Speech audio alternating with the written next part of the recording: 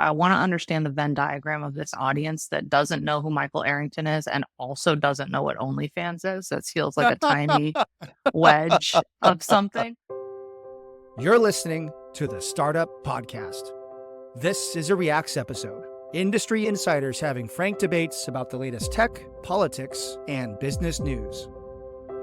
Whether you're a founder, investor, or operator in a startup, you'll gain insights into how current events connect to broader themes and trends that impact your startup, your investments, and your day-to-day operational decisions. The conversation starts now. Hey, I'm Chris Saad. Hi, I'm Amir Shevat. Hello, I'm Jordan Crook. Hello and welcome to this week's Startup Podcast Reacts. Jordan, you are new to the show, a new voice on the panel. We'd love to hear just a little bit about you before we jump straight into the topics. Tell us a little about your illustrious career. So illustrious. Yeah, total noob here. Thanks for having me on. I graduated from school and basically immediately started working at TechCrunch during the illustrious, as you say, Arrington days. I was there for 12 years. Started as a cub reporter and left there as deputy editor. And now I am a partner at Betaworks. I focus on consumer-focused AI stuff and a lot of gaming stuff, and it's a blast. Very cool, very cool. And for those newbies who have joined us in the OpenAI post-on-demand era may not know, Michael Arrington is the founder, creator of TechCrunch that Jordan just referred to. I actually lived at his house for a month and lived the chaos of TechCrunch. And he and TechCrunch were the kingmakers in the last cycle. They were super important. If they wrote about you, you had made it. And Jordan was part of that whole journey. So she saw everything from the little startups to the big tech news. So welcome to the show, Jordan. And thanks. And congrats on moving over to the dark side with VC. That's a great leap. It's all dark at some point, but yeah. That's true. All right. On today's episode, we're going to discuss OpenAI's new model. It seems like they have a new model every week. This time it's called O1, and it can reason, it can think. It might take over the world. Who knows? We'll see. We'll tell you all about it, what it means for you as a founder, as an investor, and how it changes the AI landscape. We're also going to talk about a new discussion that's been swirling around LinkedIn, which is earnings per employee. The number one company with the most earnings per employee will surprise you. And we'll discuss what it really means for your company, its efficiency, capital allocation, and what AI might do in terms of playing a role of maximizing earnings per employee, and it's really a measure of effectiveness and capital deployment. We're also going to discuss Mark Zuckerberg's new swagger. He was on a big stage talking to some other podcast hosts, and he said that his biggest mistake in his career, well, I won't tell you now, but it'll surprise you, and we're going to talk about what it was and why it was a big deal, and how it actually is a peek into the psychology of the leaders and billionaires and tech elite, how they're thinking about politics and how they're thinking about the landscape moving forward. All of that and much, much more on this week's show after the break. Stay tuned. Whether you're starting or scaling your company's security program, demonstrating top-notch security practices and establishing trust is more important than ever. Vanta automates compliance for SOC 2, ISO 27001, and more, saving you time and money while helping you build customer trust. Plus, you can streamline security reviews by automating questionnaires and demonstrating your security posture with a customer-facing trust center, all powered by Vanta AI. And it gets even better. Just for TSP listeners, you can get $1,000 off Vanta when you go to vanta.com/TSP. That's VANTA.com/TSP for the Startup Podcast to get $1,000 off. All right, before we get into the show, I need to talk to you about the Startup Podcast Pact, which says if you've been listening to a few episodes and been getting value, we only ask for one thing in return, which is to please rate us and follow us in your favorite podcasting app, hopefully a 5-star. Follow us on YouTube and ring the notification bell, and give us a shout on your favorite social network. It helps us grow the show and it helps us help more founders just like you. All right, let's jump into the first topic of the week. We wanted to talk about, of course, OpenAI's new O1 model, which, by the way, I'm loving these naming conventions, 4001. I don't know how anyone's supposed to follow what the hell this stuff means, but it is actually a pretty meaningful and profound new version of OpenAI's models and research. In their own announcement, they said, in our test, this next model performs similarly to PhD students on challenging benchmark tasks in physics, chemistry, and biology. It excels in math and coding. Look, the main innovation here is when you ask ChatGPT, GPT-4o in particular, and the models before it, when you ask it a question, it takes roughly the same amount of time to answer any question, which people have used as an example of, or a signal that it's not really reasoning. It's not really thinking. It's just kind of spitting out tokens. This new model will first figure out a chain of thought, a chain of reasoning, and really break down your prompt into a series of questions, a process. And it will crunch through that process, consolidate the answer, and then produce something much, much more high quality, typically, than what's called a one-shot prompt. And so this is having a profound impact on the result. And I think I just saw an IQ test where all the models are over on one side and O1 is over on the right. It's actually a big leap forward in terms of, if not the real reasoning, the perceived reasoning of this AI stuff, this generative AI stuff. What's your hot take? Is this a meaningful step forward, or is it a kind of glorified, clever prompting where it just sort of asks itself a chain of thought and then asks itself some more questions? I don't know what's happening behind the hood, really, but I really love the fact that, first of all, I'm a geek, so I like the name O1. I'm sure a lot of people don't like it, but I like it. Second of all, I like the fact that there's like the thinking, and Ryan Hoover, founder of Product Hunt, said that like thinking is the new loading.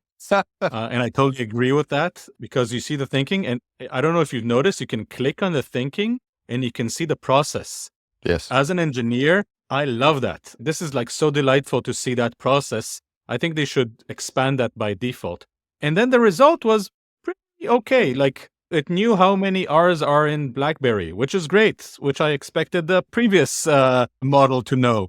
But I don't think that it significantly was better in the simple tasks that I tasked it with. It has one big shortcoming, which is it does not support images, so it's not integrated currently with DALL-E. So I couldn't port my old conversations into the new model if it had images, which was one of the downsides of this beta product. I don't like the name. It reminds me of Xbox doing the 360 and then the One, and it's like, what are we doing over here? Let's just be chronological in some way. I think this is relatively significant because I think chain of thought, at least from my perspective, I'm talking to, very early stage startups that are working in this space, both from an infrastructure middleware standpoint and also from an application layer standpoint. And so many of them are trying to build kind of like agentic tech that can have enough reasoning capabilities to plan something and then take action and then evaluate the results of that. And chain of thought is a critical kind of piece of that. And so I think just having that level of reasoning capability down at the bottom layer, the foundational layer, unlocks a lot of things for a lot of people, particularly developers who might actually add even more value to users. But it also is kind of a thing where I get curious. There was a time maybe a year ago where it felt like open source was kind of like truly competitive with the closed side of the ecosystem. That seems to have fallen off as big corporations have kind of like bear hugged their capabilities and stopped letting their PhDs publish and other things. This feels a little bit like the biggest kind of leap forward from the closed side of the ecosystem thus far. And so it'll be interesting to see how that all plays out. Yeah, I think Llama is going to match that within a month. I'll be very surprised if the open source does not match that. But I agree with you, like this is a big step from the closed side of the business. I just don't see any reason for Facebook's open source LLM not to release something very similar. I love this thing where you can open it up and you can see how it's planning and how it's thinking. I'm such a nerd for that, and it's really cool. There's a few things that strike me about this. The first is there's been a lot of startups, especially agentic startups, that have been trying to plug this hole, right? They've added this kind of pseudo reasoning layer over the top where they'll first ask the model to break down a prompt into a series of steps, and then they'll run each step through the model. And they're trying to build this scaffolding to make up for the model's weaknesses.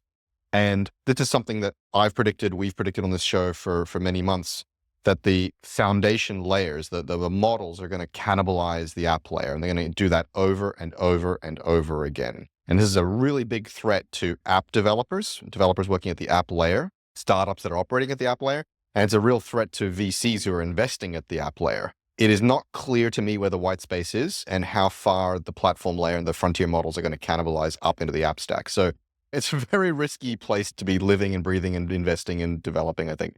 It's also clear to me that this is a good signal of OpenAI is racing ahead of the competitors, right? Like the open source model catches up and like, oh look, ours has reasoning, and then Llama 3 will have reasoning. It's like, oh look, ours has long-lived sessions, and so they have to keep racing. They have to keep racing uphill. It's a paranoia and hustle are definitely. I can't imagine being an OpenAI right now. It's a real hustle to stay ahead. What this says to me is, yes, the criticism of a 4.0 is, well, it's not really reasoning, as every prompt takes the same amount of time. It's like, okay, well, now it's reasoning. Well, it's not really an agent because it doesn't do long-lived, tasks. Well, and the next thing they'll do is like, here's a long-lived task. Well, it's not really an agent because it doesn't do actions. Well, I assure you, OpenAI will start doing actions. And so I think anyone who says, hey, these models aren't going to really go do this other thing, I think is going to be sorely mistaken over the course of the next 12 or 24 months. I think Sam Altman put it in a very simple way. He said, you can bet that AI will continue to suck, or you can bet that we're going to do our job and make it unsuck. And you can build tools that will make it unsuck for now, but then will cannibalize you. He didn't say that, but that was the undercurrent statement. So I think that at least me as an investor, making a bet that it won't suck, that it will have deep reasoning, long sessions, consistency, will actually come with the right answer 10 out of 10 times. That's my bet. Yeah, I mean, I think it's cannibalizing just as much to the kind of infrastructure middleware layer, if not more so, than to the application layer. I mean, obviously, ChatGPT is the super killer app right now, right? It is the one with hundreds of millions of users, the one with the most recognition and all of these things. I think there's an argument to be made that there have been applications in the past that weren't particularly defensible, but by the network effect that they drew and the data they were able to pull in, which gave them some sort of moat around their ability to perfect their algorithms or perfect their outputs or what have you. OpenAI is not going to slice off for all of these niche, highly verticalized, particularly in consumer, because I think there's more money in the enterprise to be going after those things. I think there's a world in which your personalized data and or the personalized data of all whatever dog owners or things that are specifically verticalized and niche have a chance. I think anybody that is trying to do the UI of AI only is screwed, because I think that should disappear for the most part. That shouldn't be a thing we are spending that much time on. The thing we're probably going to be spending more time on is making judgment calls and decisions based on data and evaluations and analysis we can trust, and that AI can then go and perform those tasks or perform and execute against the decisions that we make. So there's actually three things you said that are really interesting. Wow. That I have a counter. Look at me go. I disagree with you on all three. So let's talk about that. Oh, great. So you said it's the most popular.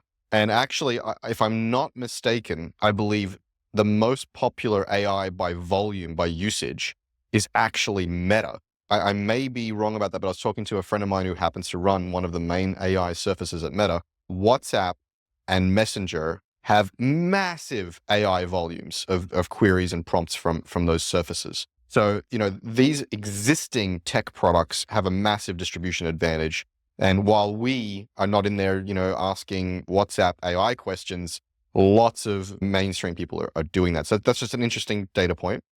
The other, as you mentioned, if you're doing the UI for AI, that's a big mistake. Well, Satya just came out and said, all these models are going to be commoditized, and think of Copilot as the UI for AI.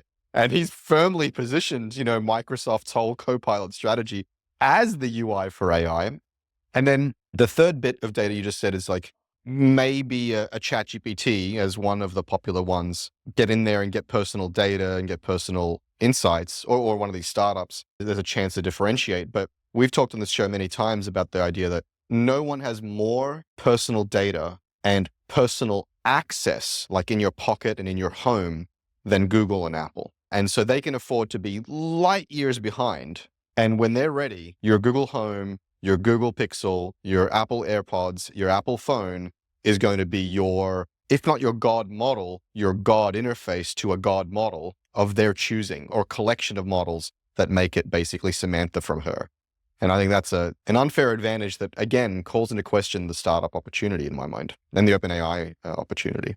I did not realize that many people were actually using Facebook's AI stuff. I see it advertised all the time, but maybe I live in a bubble where we were all using ChatGPT and never cared to ask WhatsApp anything, which is fine.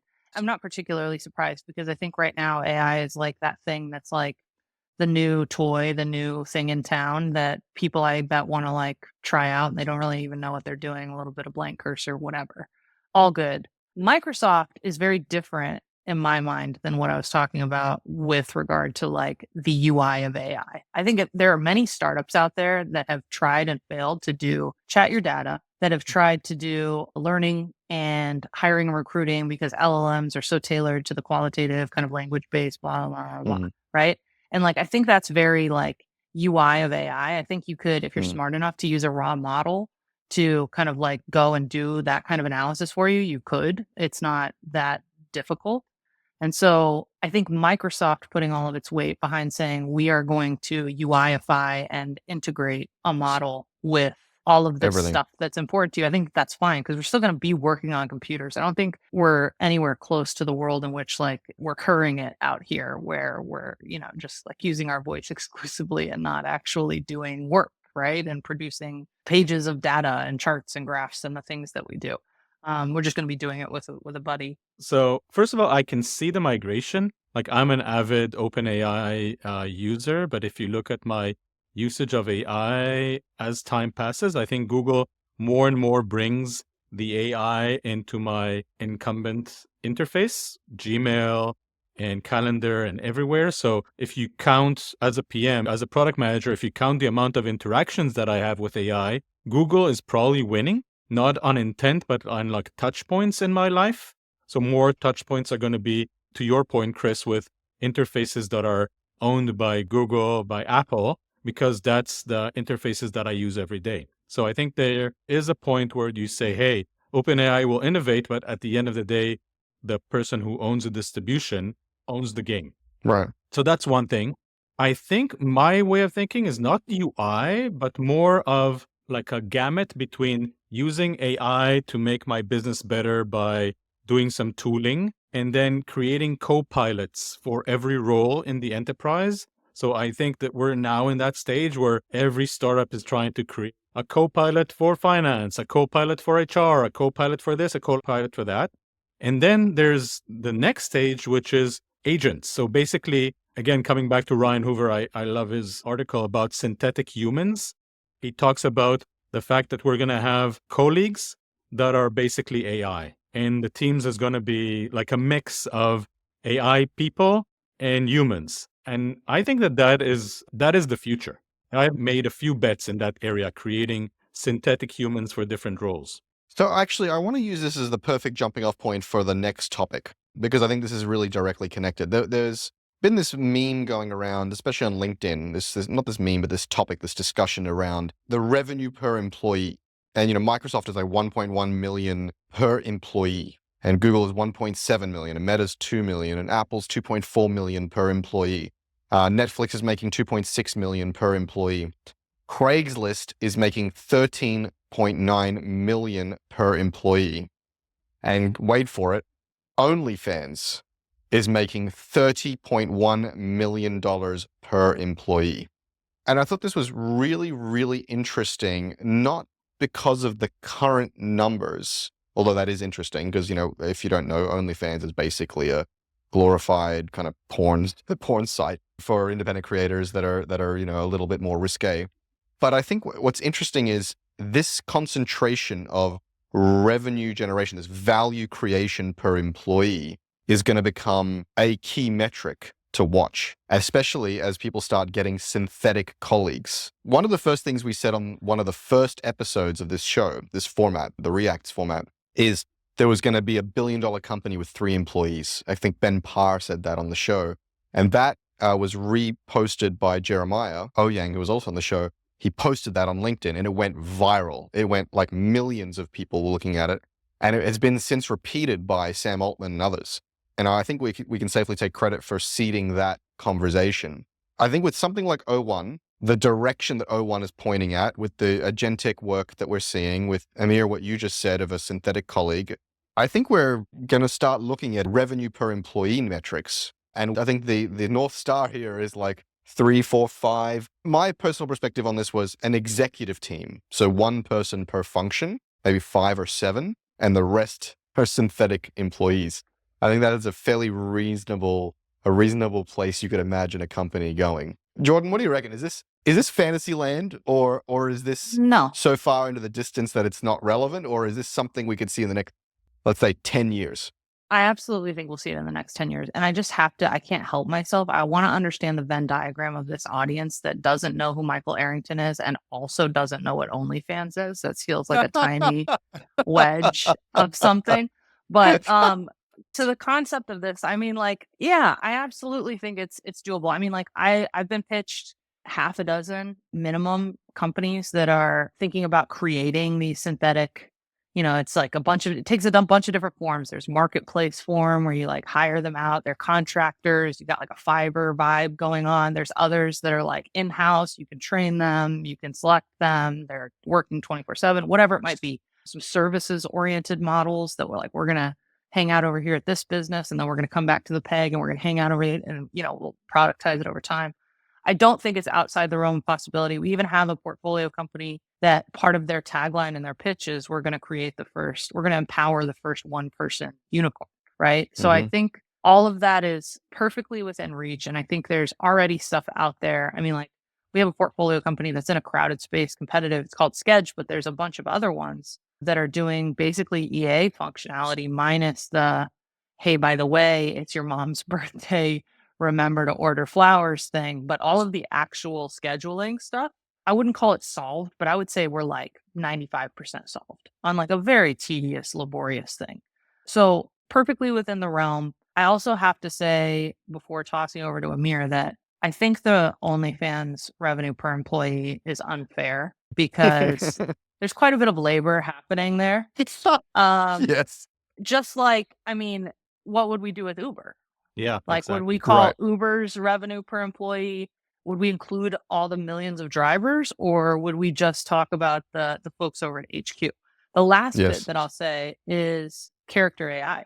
I don't know the exact stats. I mean, maybe we can put them in post or something, but it's like a relatively small amount of employees for a very high, and I know it wasn't like technically an exit. It was a very unique deal that happened with licensing and hiring and whatever they had to do, whatever voodoo. I think it was a corporate raid or something. Whatever, like, no antitrust voodoo juju that they had to do.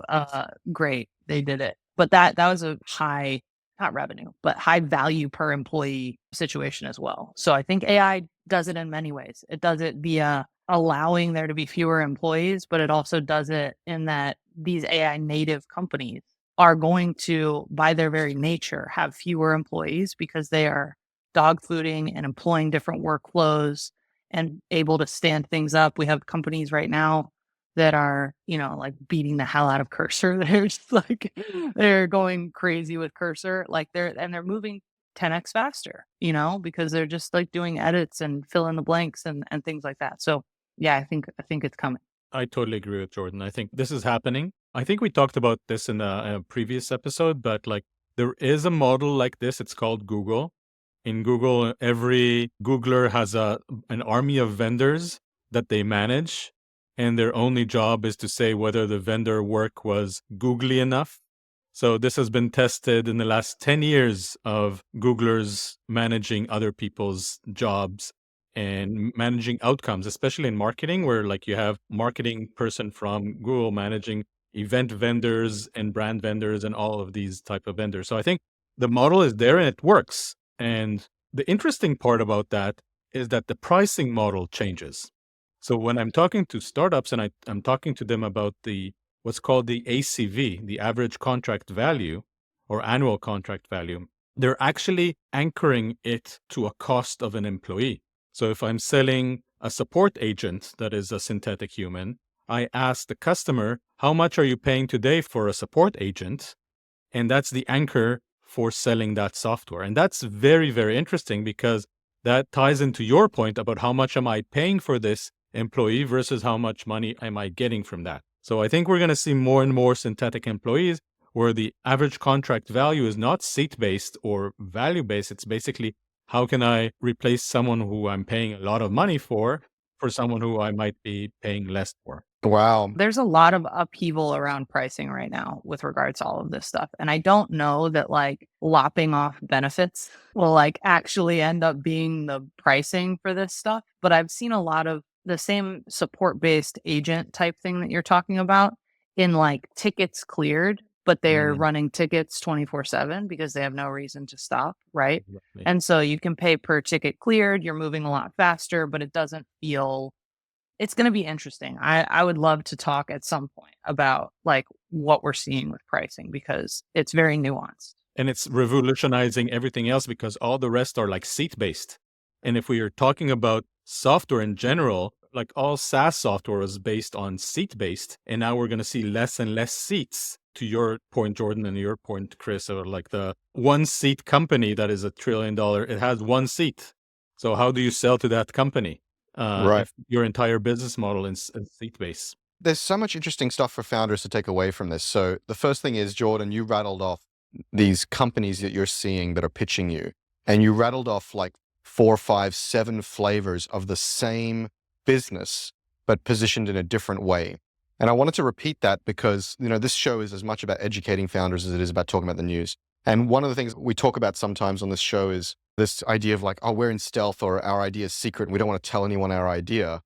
People miss the trick that there are 17 ways of building the same idea. 17,000 ways, really, when you think about different niches and markets and ecosystems.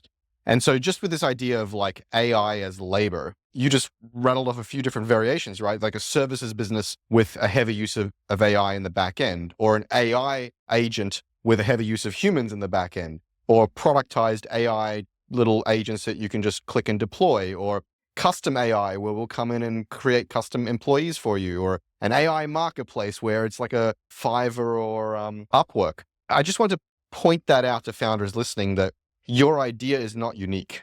Your execution and your choices and your positioning and your product UX and your mental model, that's where the unique thing is. I just wanted to make that point. The other thing you guys talked about is business model innovation. So we talk a lot on this show about the idea that new fundamental platform shifts reshuffle the deck about winners and losers. And partly it's because of these new flavors. What are the flavors of the native version of this business?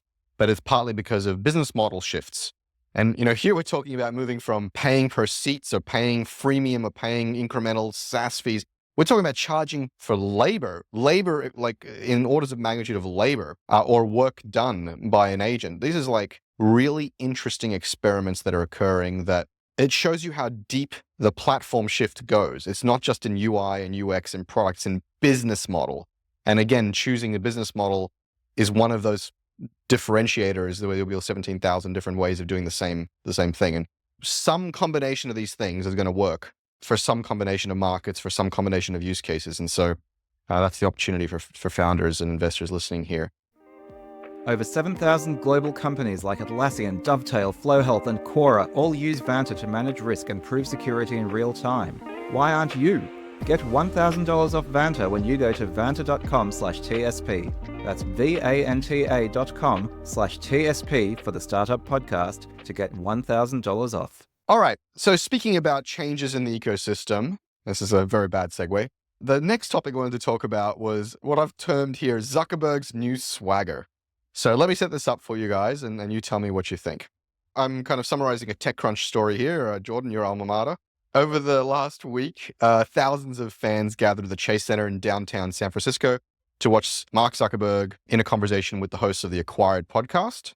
And, he's had a huge style change, the TechCrunch post is saying, with bouncy curls and a gold chain and Roman-style statues being commissioned for his wife. And he's on stage wearing a fancy shirt with Greek letters saying, learning through suffering.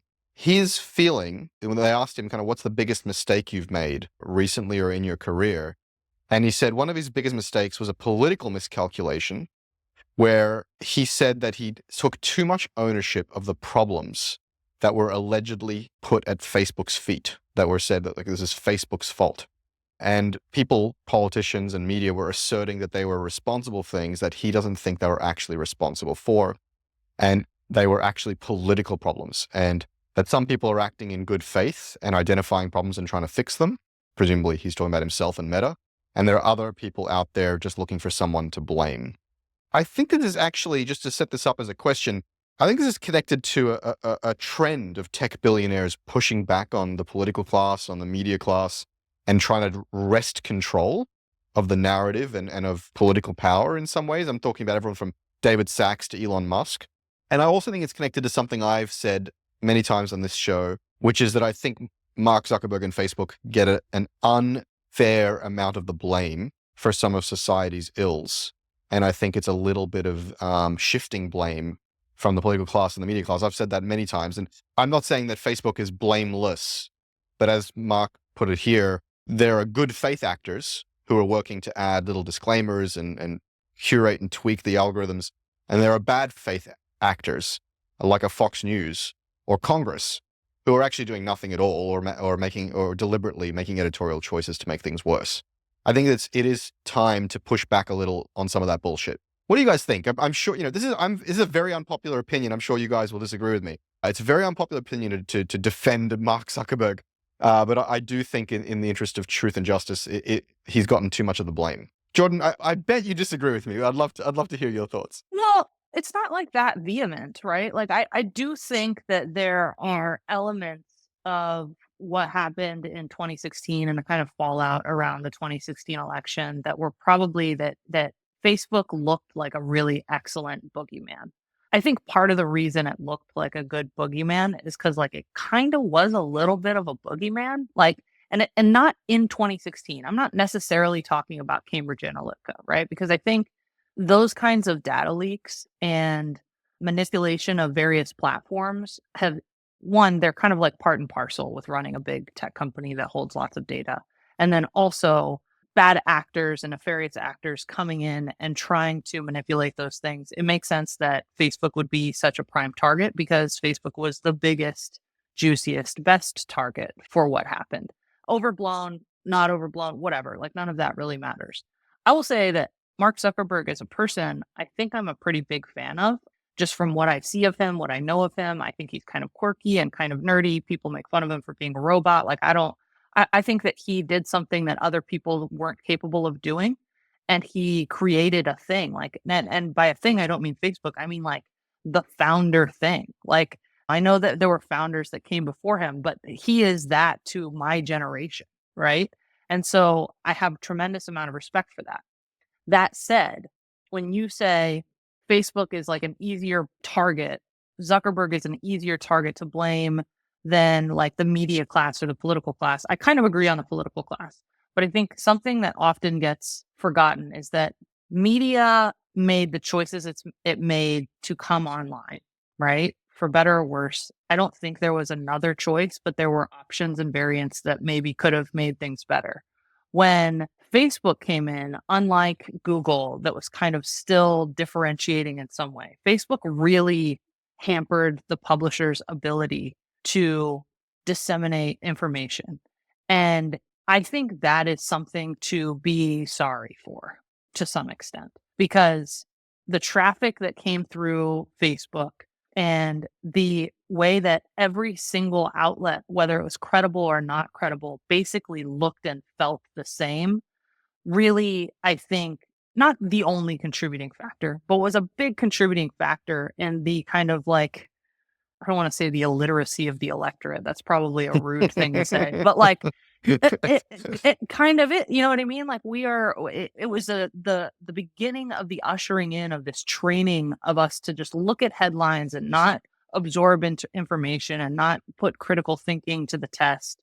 And when you shoot the legs off the fourth estate, I think we're seeing the results of that. And I don't think Zuck was the only one with a gun in his hand, but he had a gun in his hands. Like, you know what I mean? Like, I don't think he should be the boogeyman forever. I don't think we need to beat up Zuck forever. I think he earns joy in his success. I don't think he always has to be, right hand before Congress for the rest of his life or anything like that. But I think if you're going to build a business that literally changes the world, if you are going to have more of a high touch point with a higher volume of people than any of their governments or any of their, I mean, like any of their employers, I mean, like we're talking about probably the person with the most power on the planet, right? Maybe him or like, Google or, but these big tech companies, these guys have more power and more influence over who we are as a society than anything else.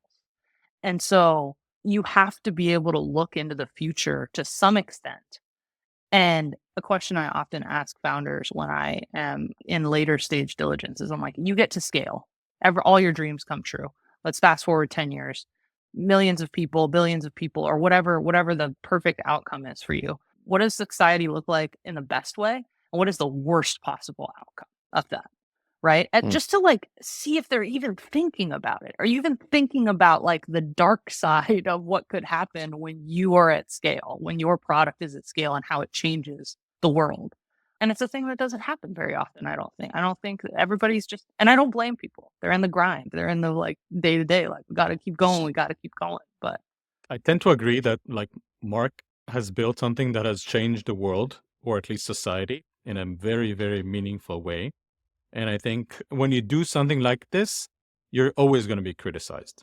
Having worked on the API of Twitter, I can tell you that all these companies are being targeted for data mining. When I interviewed developers using the Twitch API, they were using the Twitch API to figure out which streamers are most popular so that they could create a third-party ad network in order to pitch to those streamers. So like abuse of networks is given. And I think Cambridge Analytica was just like the one that got caught. There's tons of these Cambridge Analyticas that are happening all the time. And if you look at misuse of a network, you just need to open X and look at what Elon has been doing in the last few weeks. It's basically turning Twitter into the biggest donation contribution to an electorate in the history of the US, right? It's basically donating $42 billion for a candidate and turning Twitter into a tool for a certain party. Now, when you look at this type of abuse, you just need to think about what are the tools that we're giving and what are the incentives that we're giving. And I think one of the biggest common sins that this industry has is being ads driven. Because to Jordan's point, the reason why we're showing just the headlines and we're not driving people to think is that if people think, they go to another app. But if we show them nice, happy, funny cats, they stay on the app. So thinking does not promote ad clicking. So the entire interaction is driven by a business model that turns us into feed consumers. Even the word feed is like horrible here because we're like being fed this type of data. But I think if Facebook would have been a paid service to begin with, and their fiduciary duty was for the customers, we would have a very different type of product. So I think at the industry level, we might have made a mistake by moving everything to ad. When you think about content moderation, it's a similar thing to the reason that Elon bought Twitter, or his said reason, right? His alleged reason is like, censorship and freedom of speech and all of the, we could get into all of that. But I think the point is, do you think that Twitter and Facebook and these things are public utilities?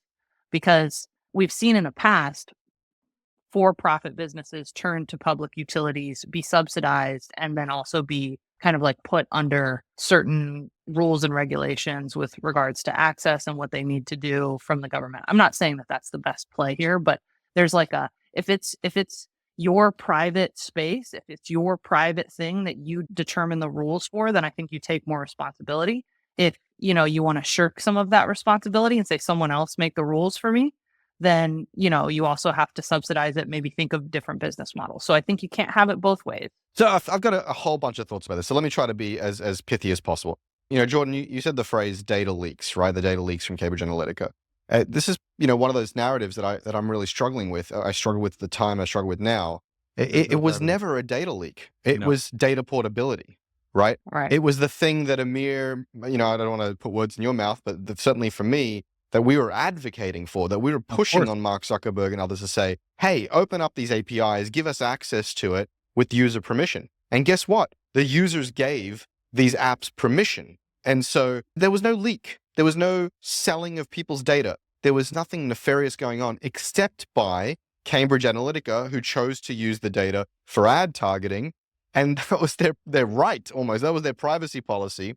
They just did it more effectively than anybody else. Right. And so what we were upset about was that they were effective. And having worked inside Uber during the most controversial period, a lot of what the media was pissed off about was that Uber was more effective at commercial and capitalist behavior than other companies, right? It's like, oh my God, you have surge pricing. Uh-huh. So do airlines and hotels and strawberries and anything else you can buy in the marketplace. It's just that Uber does it in real time and is transparent about it. Oh my God, how dare you put your prices up? It's like, what the fuck are you talking about?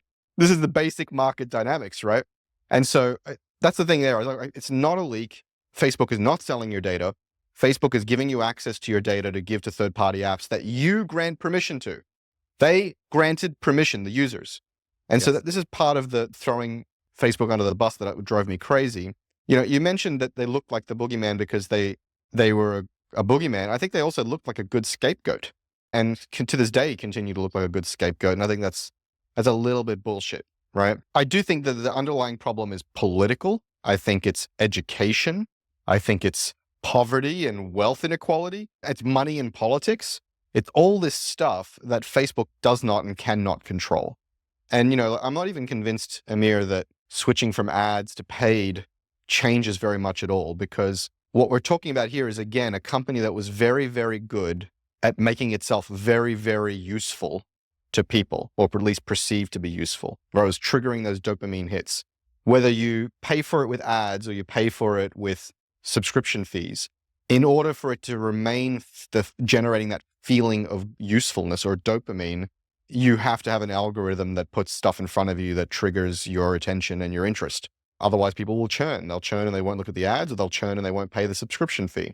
But there's a difference between churn and time. Like, specifically when you have an ad business, you're trying to get people to stay as long as possible. And in other business models, you just need to create a habit that is a daily habit. Like, Google does not That's want fair. me to stay on Gmail for 12 hours. That's not their target, but Facebook does. Yeah. That's and I fair. think you're convoluting utility and dopamine hits. Dopamine hits aren't actually like useful. Like, there is a utility to be provided with Facebook, and their focus was never on that. Yeah, but some products and services, their utility is dopamine, like entertainment, for example. And so yes, Facebook can and should have other forms of utility, reconnecting with friends, what have you. But I mean, social engagement, its ultimate real goal is dopamine, right? It is soothing that loneliness that we have. But I do agree with you, Amir, like, beside this question of like, well, I don't need you to be on there glued for the rest of time, sure. But I do think they're going to have strove for maximum engagement and time spent anyway, depending on, irrespective of, or, you know, the business model. But certainly ads incentivizes maximizing that. That's a fair call. Putting it all the way back to the beginning, I do like his new swagger. Yes. I do think it's been enabled by or inspired by, for better or worse, by an Elon Musk, who is a little bit of like, fuck you, fuck the world. I'm going to I be don't who I think want to so. be. Oh, no. I don't. All right, let's have that debate. But I do think that, again, there are a lot of things Elon's done that I find distasteful and problematic. He has broken the ice on shedding staff and driving optimization. He has broken the ice on kind of first principles thinking and throwing out a lot of sacred cows. He's broken the ice on showing to the degree to which you can have a lot of swagger and pushback on the narrative, and you can get away with it. And I think that a number of people are following in his footsteps. But let's have that debate. But the reason I like the swagger most of all is because I've wanted a Mark Zuckerberg and others in his position to call out the other equally bad or perhaps more complicit bad actors in the ecosystem. I want him to stand before Congress and say, hey, how about you mofos pass some laws? How about you fix the education system to have media literacy as a subject? How about you guys drag in Fox News in here and talk about their editorial policies? How about you guys stop mugging for the camera and start actually passing some real laws? And I want him to say that. I want him to call that shit out, because there's no one else in a position to do that on such a big stage. And I think that's really, really important. Yeah. Let's talk about the swagger. Where do you think the swagger is coming from? Well, I think that Elon is a meat shield in some ways, right? Like I think that he is like this person that is out there doing enough bad shit in enough bad ways, right? To like make Zuck feel a little bit more comfortable saying like, I'm gonna do weird videos on social media and I'm gonna call out, other people and I'm like, let's fight or whatever he's doing, right? Like the last couple years we've seen him come out of his shell, maybe. But I don't think that's in an effort to be more like Elon. And like, No, I'm not saying to be more like Elon. Just I think Elon's broken the ice, has given permission to people. So yeah, as you said, maybe the way you're putting it is in a good way, is created cover, but also I think demonstrated just how far you can go and still be CEO. Actually, the other way to put this is he's moved the Overton window. Actually, he's moved the Overton window into how crass and bold and rude a CEO can be. I'm not saying Zuck's trying to be on the right side of that Overton window, but he's certainly now able to play in a different space. and I don't think he's trying to be those things for those things' sakes, right? Like I think here's the question. I think Facebook is actually, if we're thinking about the spectrum of things, and you take all of Elon's companies and you put them over here on the spectrum of minus Twitter. Let's get rid of Twitter for a sec. The ones he founded, right? Not the ones he bought. Are You're going to get a in bunch my of mind, fanboys. You're going to get a bunch of anti-Elon people saying you didn't found Tesla either, but that's it. nobody knows where to find me. I don't want to hear from any of you, to be perfectly clear from the audience. I would rather hear from none of you. They're net good. They're like net very positive for the world, right? Like technology wise. I think that that's all awesome.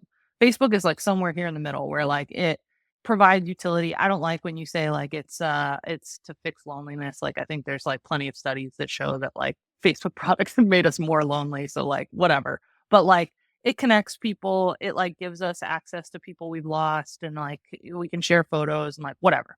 And then you have Zuck, who's like also here in the middle, who I think is like probably closer to the side of net good. Like I think he is a reasonable, pragmatic, very brilliant person who thinks really hard about problems and then like tries to do that in the best way possible. And then you have Elon over here, who is like, in my mind, just like way over on this side of not high quality in terms of like net good for society. Like I think he's red pilled and like I have generally bad vibes about him. I mean, I generally agree with you, right? He's become chief troll on the most trollish network that he himself has made a troll farm. If you look at Elon, he's become the Trump of tech. And that's not a good experience. And what I'm worried about is that his fan base is acting like him. The problem with these type of people is that they promote behavior like that. I actually see Zuckerberg as the responsible adult. I think he's grown and I think he's shown thoughtfulness and responsibility that I hope more founders are gonna be that. So when I look for traits for founders, be more like Zuckerberg than like Elon. He has like the passion for customers. He has the thoughtfulness. He has the introspection that I really like in founders. I absolutely agree. I've said on previous episodes, thank God we have a Mark Zuckerberg running Facebook. And just look at the comparison, like look at what the alternative is. And I think he's been very thoughtful. I do think that particular comment at that particular event where he's saying, I think we apologized too much. I think that is there's loosening up, there's growing your hair out, wearing some chains and taking photos of yourself surfing, which I think is just healthy and great. And he's coming out of his shell. And then there is, I think we apologized too much and I'm not going to do that anymore. That is within the Overton window that Elon's moved to the right. A little bit of, it's just a taste of, fuck you. Like, stop it. Stop blaming me for shit I didn't do. And I think that's a flavor of that I think is not bad. I think these are two very different responses for what actually happened in politics. Like there was such a strong force for companies to say, hey, media, you're responsible, like platforms, you're responsible and start moderating and stop this and don't stop that. And I think that's the pushback that you're seeing. Platforms are saying, hey, some of the problems are not ours, to the beginning of your point. Some of these problems should be regulated. That's right. And some of these problems are cultural. So I think these are two very different responses, strong responses, but very different responses to these movements. Like both Elon is just shitting from the stage.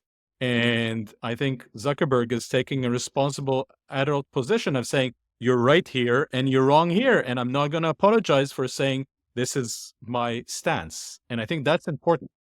Yeah, no, we're enthusiastically agreed, Amir. I'm saying Zuckerberg is a much more measured, thoughtful, pragmatic person.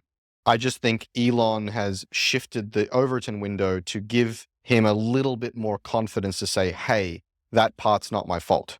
I'm just saying just a little bit of credit there to say he's nowhere near. The two don't stand next to each other. I'm saying it's about the Overton window. It's a large window and has been moved. And that's, I think we have to kind of acknowledge that Elon played a role in that. All right, guys, well, that's it for today's show.